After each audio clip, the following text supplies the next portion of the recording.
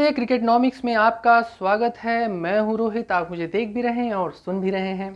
Bharat Australia के दौरे पे टेस्ट चैंपियनशिप का फाइनल खेलने के लिए तैयार है और भारत के सभी प्लेयर्स, चाहे वो बात करें विराट कोहली हो या बात करें रोहित शर्मा हो या फिर चेतेश्वर पुजारा हो, ऋषभ पंत की कमी इस बार जरूर खलेगी। लेकिन ये इम्पॉर्टेंट है कि भारत ने इससे पहले क्या कमाया है और आगे वो किस तरह से वो जो साइकोलॉजिकल इफेक्ट है वो ऑस्ट्रेलिया पे डालेगा। तो एक नज़र डालते हैं भारत के रिकॉर्ड पे, भारत की अहम जीतों पे, भारत ने कब कब हासिल की है। जो सबसे इंपॉर्टेंट जीत है उनकी बात कर रहा हूँ।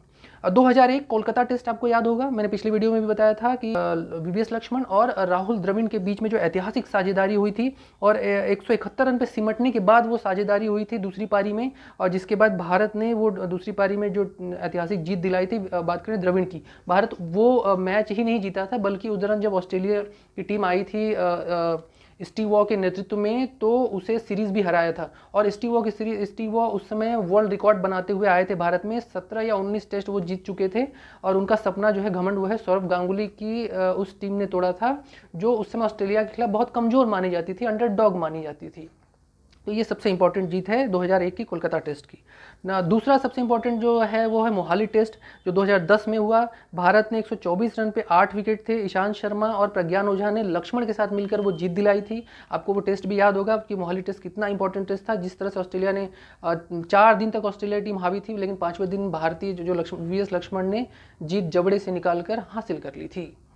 तीसरी सबसे इंपॉर्टेंट चीज जो मुझे लगी, जो मुझे समझ में आ रहा है, 2010 की थी। 2008 का मुकाबला आपको याद होगा जब पर्थ में बात करें, जो जिस तरह से भारतीय टीम ने जीत हासिल की थी, वो मुझे बहुत इंपॉर्टेंट लगा क्योंकि वो भारतीय टीम पिछड़ चुकी थी 2-0 से।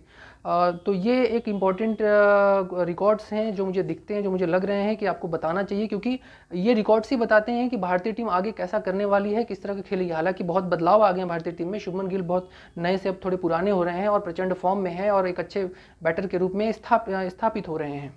दूसरी सबसे बड़ी बात, अगर बात करें एडिलेड जो टेस्ट था उसमें भारतीय टीम 36 रन बनाकर आउट हो चुकी थी। तो उसके बाद जब गाबा की पारी आई, गाबा की मैच की बात करें तो 2021 में वो ऋषभ पंत का जो टाइम था, क्योंकि ऋषभ पंत ने उसमें सेंचुरी बनाई थी और गाबा के टेस्ट में ही लेबुशन ने भी सेंचुरी लगाई थी अपनी पहली इनिंग में।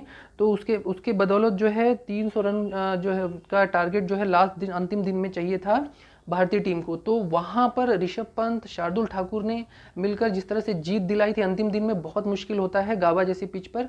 और गाबा जैसी मैदान पर ऑस्ट्रेलिया 32 साल से हारी नहीं थी, जो अपने आप में एक रिकॉर्ड था भारतीय टीम के लिए, ऐतिहासिक जीत थी और भारतीय उस सीरीज भी जीती थी।